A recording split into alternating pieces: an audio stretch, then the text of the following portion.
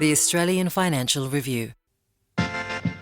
Hello, I'm James Thompson, Senior Chanticleer columnist at the AFR. Welcome to our weekly news breakdown of all things business, finance and markets. With me today, as always, is my Chanticleer colleague. There are no tariffs on his razor-sharp insights. It's Anthony McDonald. How are you, Anthony? James, tariffs on insights would be really bad because I'm definitely a net importer. Fantastic. Well, this week we explain what Donald Trump's historic moves mean for your super savings. We take you inside the AFR's Business Summit, and we examine what a 3-year low in oil prices means for you at the petrol pump. But first, Anthony, let's just give a big shout out to all our listeners in northern New South Wales and Queensland who are dealing with Cyclone Alfred at the moment. It's already been a pretty scary few days, and it sounds like there's some difficult periods ahead. I know we're a business podcast, Anthony. We probably should be saying something here about the possible insurance costs or something like that, but this isn't the time for anything like that. We just hope everyone's getting through this, right?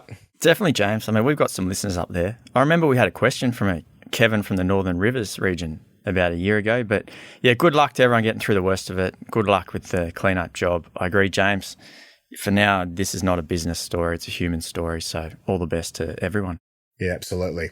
Okay, Anthony, there's a bit going on in the world this week, which we will get to. But one thing Donald Trump really loves is lower oil prices.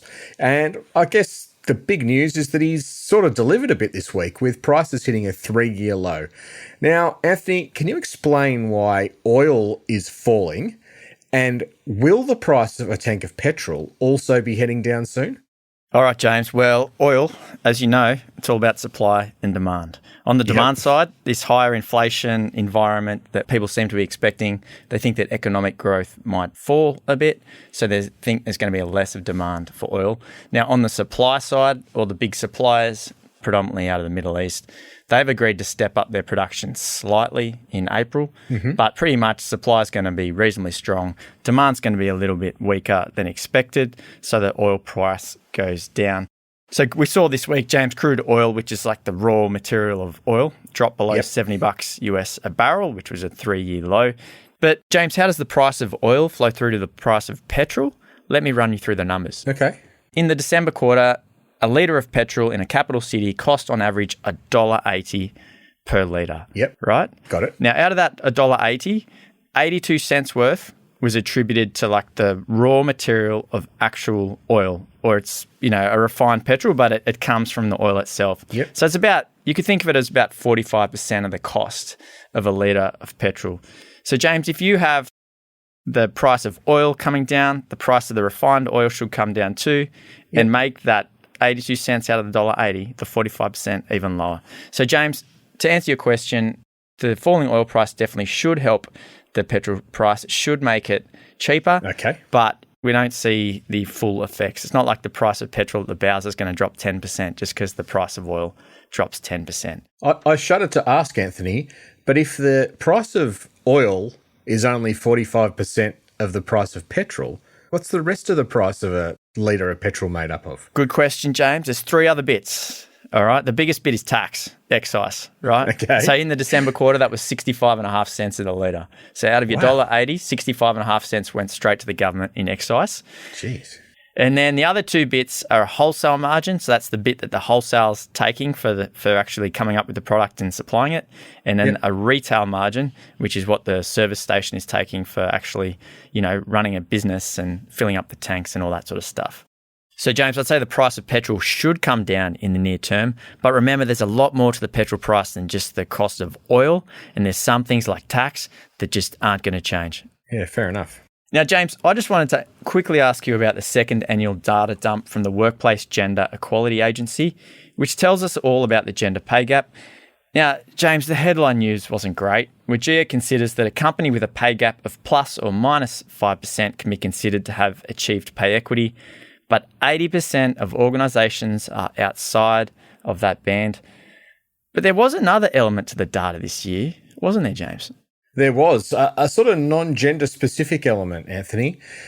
Basically what WGEA required of companies, all companies with more than 100 employees, was to not only provide their pay, and the number of women in their business, but also go and break down pay for 4 bands inside their business. So upper middle, and lower, and say what the average person in those bands was paid and how many women are in each band. So it told a really obvious story. There's not enough women in the top bands of most businesses. And what's interesting is that the higher the pay, the lower the representation of women. So we do have a particular problem in high paying jobs like finance and some areas of the law. But it's an amazing set of data, Anthony, and you can bet your bottom dollar. We've had people crawling over the data sets. You can search up your organisation.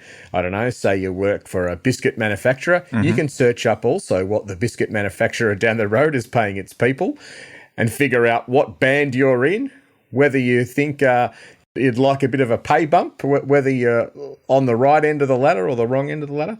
I encourage everyone to go on afr.com and search gender pay gap and have a play with the data. It's absolutely fascinating stuff. We'll stick a link in our show notes as well. So the idea of this, Anthony, is that there has been studies that show that women often struggle to push for pay increases. And so the idea of this data is that it makes it easier for someone to go into a pay negotiation and say, look, at the moment, I'm in the lower middle band. I don't think that's representative. I think I need to be in the upper middle band of my organisation. And that might be a tool to use to push your pay up. I called it the biggest exercise in pay transparency in Australian history. Wow. I know there's a lot going on this week, but it's pretty amazing. I'd encourage everyone to have a play with the data on afr.com and slice and dice it a little bit. It's fascinating stuff. Yeah, I agree, James. It was a great perv. I'm not sure the data's just perfect yet, though. Like, I think there's something that Wajir can work on in all of this, because you notice there's a few companies that have like various entities, which I think skews it a little bit. Like straight away, I couldn't believe, like Coles, for example, there was an entity called Coles Group Limited. You know, the big ASX listed Coles Supermarkets Group. It said the average pay in the top quartile for its employees was more than $1 million. And I was like, far out. Coles has got a lot of people on $1 million or more, which you wouldn't necessarily think, right? Because the bulk of its workers are in supermarkets or in warehouses, etc. Anyway, it turns out that entity was just for like, you know, the top 130 people in corporate head office or something. And if you looked at the bigger sort of Coles supermarkets or whatever it was called, the average in the top quartile was more like 100K or whatever, not over $1 million. But you know, in saying that, I was scrolling through the list. Don't get me wrong; it was great to see. Yeah, the data is a bit confusing. I think Wajir is trying to be as transparent as possible, and you know, trying to make this data set as rich as possible. They've probably added a little bit of confusion, but look, this is the second time they've done it. It'll get better and better each year.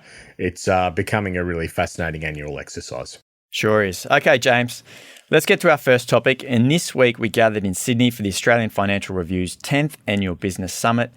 We're going to get into some of the key highlights from that in a little while, but the most important figure at the event was someone who wasn't even in the room, Donald Trump. As the summit played out, the big news kept rolling in from overseas.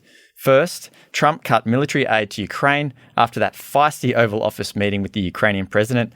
And then he made good on his threat to whack Canada, Mexico and China with hefty tariffs. James, it seems like there's some fresh drama from Trump every day, and sometimes even a few times a day. Why do these ones matter to us here in Australia? Anthony, I'm just totally fascinated by this. Our editor-in-chief, James Chestle, opened the Business Summit on Tuesday with that line from Lenin that, you know, sometimes decades happen in a few days. That's what it feels like to me. We do occasionally get policy changes coming from overseas. You know, a good example in the US in the Biden administration was the IRA, you know, the Inflation Reduction Act, which was a policy that poured hundreds of billions of dollars into spending on renewable energy and the energy transition. That's a policy change. But what we're getting here are policy regime shifts. I mean, think about what's happened. What the Trump administration has done around Ukraine has essentially seen them end the security guarantee that America has provided to the Western world since World War II. Yeah. Trump is basically saying to Europe, hey, we're not going to do this anymore. You need to step up yourselves. And then the tariffs that have been applied and, you know, look like being unapplied at any moment, that is the biggest change to global trade we've seen in 50 years. I mean, it's been 50 years of free trade is the thing. Free trade's what we want. Free trade is the bedrock on which the global economy works. Now we're stepping away from that.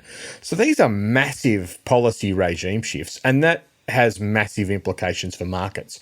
You can already see this starting to play out. I mean, we don't talk too much about the German share market, Anthony, for good reason. Yeah. But Germany has just done something absolutely extraordinary. They've basically, for decades and decades, they've had this 1% limit on defence spending. So defence spending was only ever going to be 1% of GDP. They've taken that break off in the last few days and said, go for it. We need to rearm. We need to... The America's not there for us anymore. It's up to us. And this has just unleashed animal spirits across the German share market. The German stocks are flying. I think they were up 3.6% on Wednesday night, similar on Thursday night. You know, some of the defence companies in Europe have been up 20% in 5 days. So we're seeing these huge market moves that investors need to be thinking about. And of course, the big market move that matters most is in America. We've been hearing this story of American exceptionalism for so long. That has been largely based on the AI boom and huge government spending. But now Trump's starting to wind back government spending. You've got Elon Musk in there with Doge, actively trying to cut government spending. And of course, the AI story's taken a bit of a hit with DeepSeek. So there's some really big shifts that investors need to start getting their heads around. All right, James, you made a pretty compelling case there for why the world has really changed this week, security, financial markets. But, I still got up this morning and ate Weet-Bix for breakfast. So connect this back to the average Australian with a super account, though.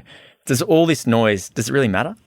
I think it does. Yeah. Think about where we came into the start of the year, how markets were set up. So the MSCI Global Index, it's an amalgam of all the share markets in the world. 75% of that index was made up of American stocks. And really, the big tech stocks accounted for most of that. So your super fund, my super fund, everyone's super fund is playing that trend. We are all loaded to the gills on American stocks, and particularly these American tech stocks. Yeah. So if there's just a small slowdown in America, just the slightest hint of a recession, you can see a big shift in sentiment. And because markets are so concentrated, you can see markets come off relatively quickly. And that's the fear here, that we see a sharp pullback in the US tech stocks, and all of a sudden, the American markets are down, and the super fund returns that we've enjoyed in the last couple of years are suddenly looking much weaker. So this is what we've got to watch out for. American markets have fallen about 5.5% off their peak. The ASX 200 is down about 5% in 2 weeks. Below 8,000 this morning, I saw. Yeah, all this talk we've had in the last few months about, the market hitting fresh record highs, suddenly that feels like it's in the past. Yeah. Now, you don't want to panic. No one wants to panic, and there's not that much you can do. But this is just something to watch. The steam is coming out of the US market that we're all highly leveraged to, and it's coming out of the Australian market, and it's coming out in a relatively big way. But you do make a good point about your Weet-Bix, Anthony. What do you think the tariff war means for Australia? Like, does it filter down to us? Are we still relatively protected? Well, James, like conventional wisdom going around the markets is that Trump's just going after the countries where the US has the biggest trade deficit. Those countries where the US imports a lot more goods than they sell via exports, and he's just trying to even it out, right? He's trying to boost the US position. Now, if you're just talking about goods, and like the US is, which is pretty convenient for them because they're the biggest, their biggest companies are tech services companies. But if you just talk about goods, their biggest trade deficits are with China, yes, which was Trump's tariff target number 1, and Mexico, right? Trump's tariff target number 2. And Canada, who is also targeted, that's number 6 on their list of trade deficits. So, James, the country with the biggest deficits for the US, it's Vietnam, Germany, Japan, Ireland, South Korea, Taiwan, Italy. There's sort of this expectation in markets that he's going to work down the list, pick off all the countries that they have big deficits with. If that alone is how Trump thinks, we should be fine. Yeah. Because you wouldn't believe this, James, but the US actually gets the better of the trade between Australia and the US. There you go. So we import $20 billion more goods from the US than we send over there every year. Right? So Trump should like us. Absolutely. But, there's other stuff going on as well, though, James. It's not all just about those deficits. And we're seeing, some strategic things coming up as well. Particular focus on defense spending, like you mentioned before. Perhaps Trump's got jack of everyone relying on the US to keep them safe since World War II, and he wants to see countries do more to protect themselves, just to sort of build up this coalition of defense and not reliant so much on the US. But James, having said that, we heard this week from the Reserve Bank of Australia, and it reminded us, though, that tariffs, even if they don't involve Australia directly, they can have a really big impact on us. So we had the RBA Deputy Governor, Andrew Hauser, at our summit this week, James, and he said, and I quote, "We, so Australia, thrive when trade, labour and assets flow freely in the global economy, but we suffer when countries turn inwards." And James, this tariff stuff, it's all about turning inwards, isn't it? Absolutely. It's beefing up your own economy, beefing up your own manufacturing sector, beefing up your own farmers, miners, whoever. And James, Australia is an island nation. We're very good at some things. We're great at exporting rocks, gas to Asia, but we rely on a lot of other countries around the world to do everything we don't do anymore or can't do. Cars, electronics, refined fuel, even the good old solar panels that have been in the news a fair bit in the past year or so. So we're heavily integrated into the global economy, James. That's where it's going to hit us, right? So if global trade gets interrupted, it can't help but impact us here in Australia. Yeah, and I thought it was very interesting that Hauser basically said the RBA is sort of shrugging at the moment and going, well, we don't really know what's going to happen and we don't know entirely how this affects us. But it raises a good point, Anthony. I mean, if the RBA doesn't know, and it feels like most CEOs don't know, it feels like most politicians don't know, what does this do for sort of business confidence? If you're trying to get a deal done at the moment, if you're thinking about buying a big bit of kit or, opening a new factory or making some sort of investment, surely this doesn't help you. James, if you're making a decision at the moment, if you're trying to work out how all this plays out, there's so many factors you got to take into consideration. It's just impossible to know which way it's going to go, and it all hinges on what looks like quite an unpredictable president. So, James, are Trump's tariffs a long-term play, or is he just winging it? Yeah, I mean, there was a view expressed at the business summit that Trump's plan looks like complete chaos, but it's actually a bit more coherent. So he wants three things. He wants to reduce government spending, he wants to rebalance trade through tariffs, and he wants to make peace in the Ukraine and Gaza. So I guess when you look at it through that prism, maybe what we're seeing here is the early stages of the plan are going to be rushed through in the first year, and then perhaps, but who knows, we see once those building blocks are in place, things will calm down a little bit. But I just think it's so hard to know at the moment, and Trump loves chaos.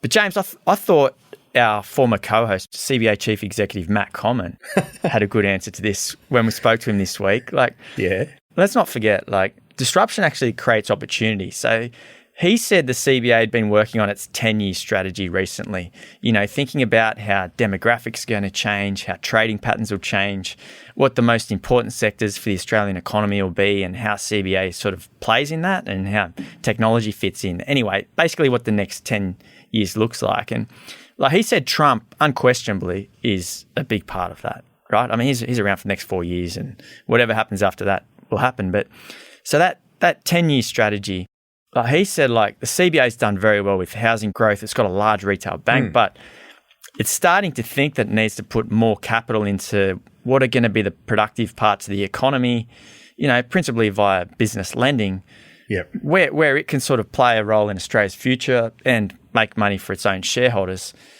So they're thinking about that, James. And when I heard Common talking about it, it just makes me think, look, it's up to our business leaders to make the most of the cards they're dealt, James. The world's changing. Trump's going to be around for 4 more years, but this movement will be around longer, but they just got to get amongst it, don't they? We're seeing business tick it over. It's not like everything just grinds to a halt because Donald Trump's creating confusion with tariffs. Like this morning, we see private equity firming up bids for Insignia Financial, which owns MLC and it's listed on the ASX.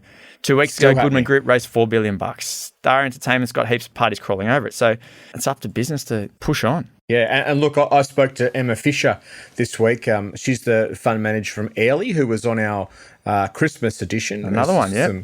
Some great stock picks. And she said, yeah, look, I'm like everyone else. The first thing I do when I wake up is grab my phone and see how overseas markets traded. But all the flow-on effects, how much of this noise coming out of the US is going to affect Australian companies?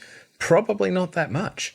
So the changes in sentiment, you might actually get a chance to buy a few things in Australia a bit cheaper than you otherwise would have. So as you said, there are risks and there are opportunities. But Anthony, can we last another 4 years at this pace?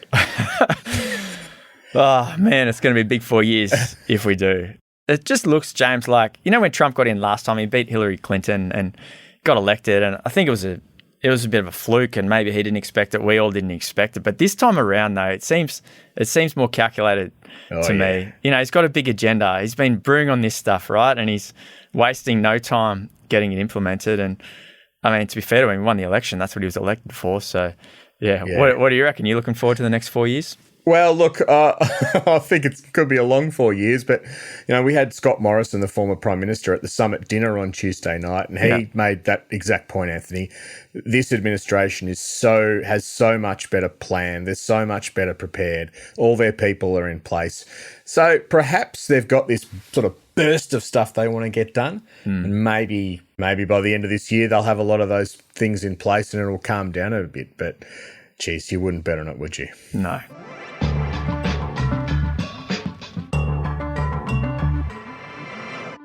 Well, Anthony, as we mentioned, we gathered in Sydney on Tuesday and Wednesday for the AFR Business Summit. I bloody love this event. It is just such a great chance to speak with some of the real titans of global business.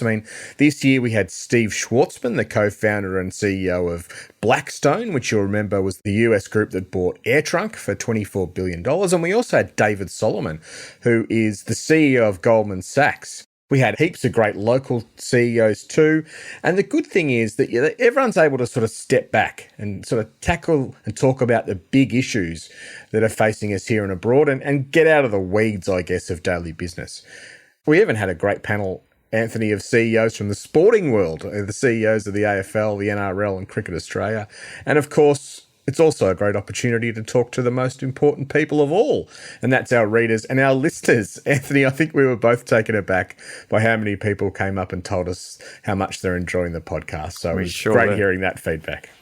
Anthony, we're going to do something a bit different and try and take you inside the room and actually hear from these speakers themselves who can bring out these big themes much better than we can. So let's start with the biggest dog in the room, David Solomon from Goldman Sachs, who is clearly very, very optimistic about what artificial intelligence is going to do for the global economy. Play with it, but the real power of this is how it gets deployed in enterprise and how that creates productivity in business and allows flexibility for more investment, which obviously drives growth.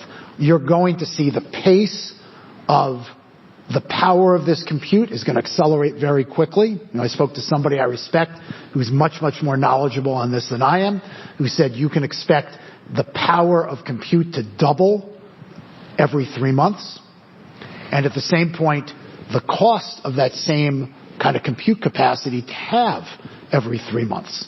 I'm more focused on what the long-term benefits are to the world from this technology, and it's really around productivity. And, will there be disruption? There's always disruption when there's significant technological changes. Anthony, I was blown away by just how fast Solomon thinks this AI revolution is coming. I don't know if this prediction that the power of compute is going to double every 3 months and the cost is going to halve, I don't know if that's right, but let's just say it is. That is going to make any changes that Donald Trump delivers insignificant. If we really get to a world where AI is sort of all powerful and almost thinking like a human in the course of 5 years, that is just going to be an incredible change. And yeah, it's got some real positives for business, disruption, what the technology, how the technology could reshape companies and workforces. But there's some big challenges for society too in that, particularly if increased AI means decreased amounts of workers are required. Next up, James, we had the Woodside CEO, Meg O'Neill. It was great to have her there. She's got one of the tougher jobs in corporate Australia, sort of selling the benefits of gas. And like Woodside's our biggest energy company. And she's also trying to balance that cash flow from the assets she's got now with growth projects, trying to work out the future. Anyway, Woodside bought a couple of US projects in the US last year. There was a LNG business and an ammonia business. And it was interesting to hear what she said about US LNG post-Trump. So if you ask yourself, if you're a foreign nation, what is the sort of product you can purchase from the US to quickly adjust balance of trade? It's liquefied natural gas. So we've got a queue of people at our door saying, we want to be part of your new investment in the US LNG sector. We want to be purchasing LNG from you, because it's the sort of symbolic thing. Even if we're just signing a contract today and not taking delivery for a few years, it helps in that messaging to the US administration about, we understand balance of trade and we're acting. James, I'm not sure if this thing's a good thing or not. So you've got people sucking up to the US by running and putting in these sort of forward orders just to please Trump. I mean, should we be happy about this or not? I don't know, but it's going on.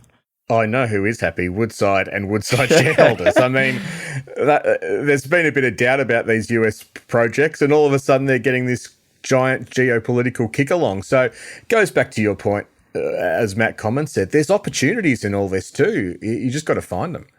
All right, James. Next up, we've got Vanessa Hudson, the CEO of Qantas, and we hadn't seen her on stage at an AFR event before. And no. 18 months or so into the top job, she was obviously ready to step out of the shadows and tell her story a little bit.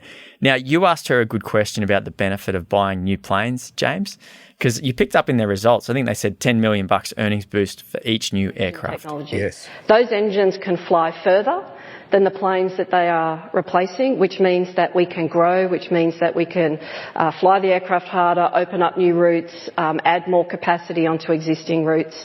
Those engines as well, though, they're more fuel efficient, about 20% more fuel efficient. That's actually great because fuel is our most expensive input into flying, but also it's good for the environment because that is reducing our emissions. The planes come with more seats, which actually enables us to drive more productivity from that investment. James, obviously it's good to have new planes, and Vanessa's just sold us there, but I'm still a bit confused. Like, if it's so good buying new aircraft, why are some of Qantas's planes old enough to get their own pilot's license? Yeah, well, I mean, our great friend, a friend of the podcast, Joe Aston, has banged on about the importance of fleet renewal. I mean, you're totally right. Qantas can see how important fleet renewal is in their financial results. It makes you wonder, have they waited too long to get the rest of the fleet renewed, and you ended up with these ageing planes? Hudson says it's a balance, you know, they're going to move as quickly as possible, and actually waiting's helped them because they're getting even better technology in these planes. But it's going to, the balance between growth, fleet renewal, spending, it's going to be the big thing for Hudson for a while yet. And the last one from me, James, another of our big CEOs, Shamara Wickramanyaka from Macquarie. She was speaking on the day of the Wajir report came out about the realities of running a business with a gender pay gap, trying to fix it, but also trying to do what's best for staff, customers and shareholders. Values it's going to take as long as it's going to take. Like, we're not going to force females into senior roles. I've seen that be counterproductive because they're just not ready for those roles. It's stressful for them, and if it doesn't work out, it's bad messaging to other females.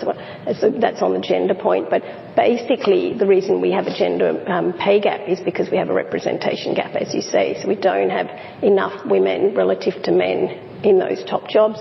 This should have been fixed a long time ago, but unfortunately we're still, after a heck of a lot of work, attracting women as applicants only in the 30%. It was the low 30s, we're getting into the high 30s.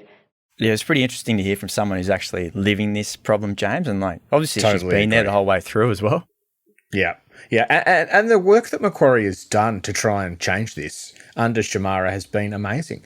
You know, they're going out into year 10 girls' schools and trying to sort of chat graduates before they even know they're going to be graduates. It's super impressive. And, you know, you can feel she's a little bit frustrated that it's not turning as quickly as she wants, but this is a long game, and I think Shamara made that point really powerfully.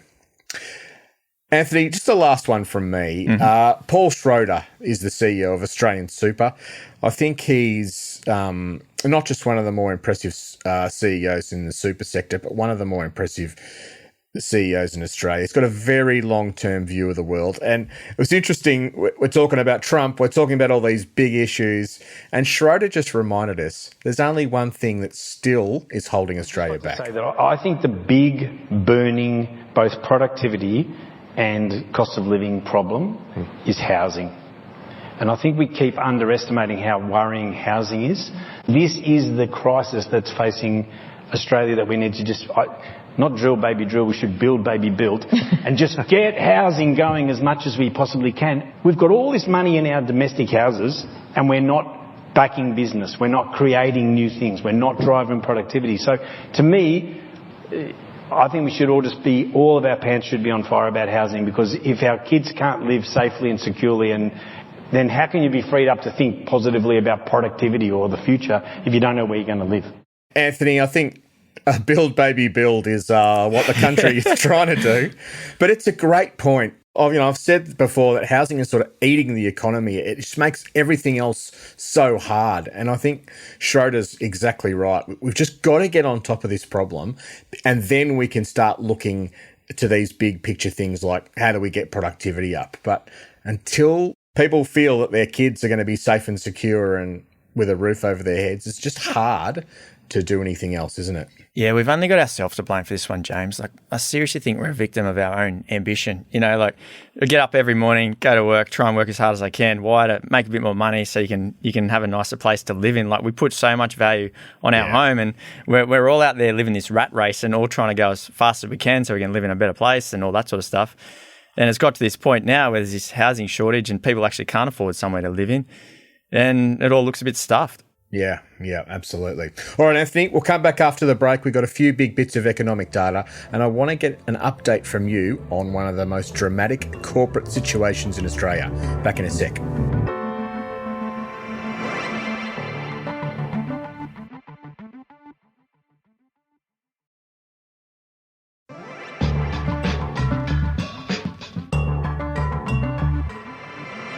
Welcome back. If you want to know more about what we're talking about today and a whole lot more, AFR subscribers can sign up to the Chanticleer newsletter at join.afr.com/Chanticleer. Every Saturday morning, the newsletter pulls together the best Chanticleer columns from the week and delivers them straight to your inbox. All right, Anthony, a couple of big US data points coming up. On Friday evening, we get the jobs data out of the US. This will be all important for the Federal Reserve as they consider where interest rates are going next. And then I think next Wednesday night we get inflation. So I reckon by the time we record next Friday, we're going to have a much better idea of where the Fed's head is at. Yeah, there's a bit of information there for Emma Fisher to check when she checks her phone in the morning, James. Yes, well said. Now, I'm expecting we might also get some clarity next week on what the hell is happening with the Star Entertainment Group, which owns casinos in Sydney, Brisbane and the Gold Coast. It's got a few days of cash left to keep itself alive. Steve McCann, the CEO, has been trying to scramble and get a deal to save this thing together. Anthony, are we going to know this time next week what the Star's fate is, or could this just keep dragging on? Please, God. No, seriously, I've been following this one closely, and I know there's been the big issues around Star, and we've spoken about them a lot on this podcast. We haven't spoken about it in recent weeks because it's got to be boring, mate. They haven't fixed any of the big issues. So there's a couple of big things hanging over its head. Still hasn't fixed them. Needs new money quickly. It needs structural change. If it doesn't get it, it'll be in administration. Steve McCann, the CEO, he's got so many balls in the air. He's talking to so many different people, trying to pull so many rabbits out of their hat. But James, he just needs to pull one rabbit out of the hat, right? And we're still waiting for him to do it. So Steve, if you're listening, feel free to hurry up and get it done. And we don't want that rabbit to be the Easter Bunny because it doesn't sound like Anthony can hold on. All right. Well, we love questions here at the Chanticleer podcast. And this week our question's from Andrew from Newcastle. If you've got a question you want to send in, you can email us at chanticleer@afr.com. And you can also send us a question in audio form. Just record a voice memo on your phone, include your name and where you're from, and email it to us. So Andrew asks, "Hi Chanticleer, I was just wondering if there's a kind of threshold for when it is good value to get a financial advisor. Somewhere I read that once a couple earns over $300,000, they should get a financial advisor or planner, as the cost of the planner is more than made up with the savings that can be made in tax and other areas. What are your thoughts?" Anthony, we've brought in some real expertise here to help us with this one. Yeah. Great question, Andrew. Honest answer is James and I don't really know the answer. So we've gone to someone who should, and he runs a business called Shadforth, which is owned by Insignia, which is listed on the ASX. It's got the private equity bids we were talking about before. So Terry Dillon, who's the CEO of Shadforth, James, he basically says there's no explicit minimum levels you need of investable assets or minimum income levels or anything like that to get advice. He said their clients, though, they're people that are short on time. Generally, they have high income earning executives. They might have sort of complicated affairs, and they tend to have investable assets of sort of $1.5 million or more. Okay. Yep. But I mean, this guy runs an advice business, James. So for him, the question before they take on a client is, can we add material value to this person before we take them on? And a lot of that comes back to, the assets they have and the income. So there is a threshold. I don't think we've got exactly to the bottom of Andrew's question here, but you know what our mate Terry Dillon, the CEO of Shadforth, also said? You won't be surprised at this. He said it's better to get advice early if you're unsure. Maybe Andrew's thought of 300K might be a touch low from what our expert has helped us with there. But look, I mean, I guess it also depends on, Andrew, what your goals are, what your situation is, what your age is, where you think your income's going to go over the next few years. So I think Andrew's on the right track by thinking about this, if nothing else. It's probably one to talk to a few of your friends and family and try and get a sense of where they're at, what they've done, whether they have a recommendation of a good planner or advisor too. But great question, Andrew. It's one I think lots of people listening to us will be thinking about. Okay, Anthony, great to see you this week at the summit. It was terrific fun. As I say, I love the summits, and good to connect with all our colleagues, but also our listeners and readers and lots of people in the business community. Yeah, it was interesting to hear all the love out there for the Chook Pod, James. So well done. Keep it up, and look forward to seeing you next week. Yes, thanks for listening, everyone. We'll talk to you then. If you like the podcast and you want to hear more, consider sharing or giving the podcast a review, as it helps other listeners find us. And don't forget to follow wherever you get your podcasts. At the Financial Review, we investigate the big stories about markets, business and power. For more, go to afr.com and you can subscribe to the Financial Review, the daily habit of successful people, at afr.com/subscribe. Chanticleer was hosted by me, James Thompson, and Anthony McDonald, and it was produced by Alex Gow and Lap Fan. Our theme is by Alex Gow, head of podcast is Lap Fan, and the head of premium content is Fiona Buffini.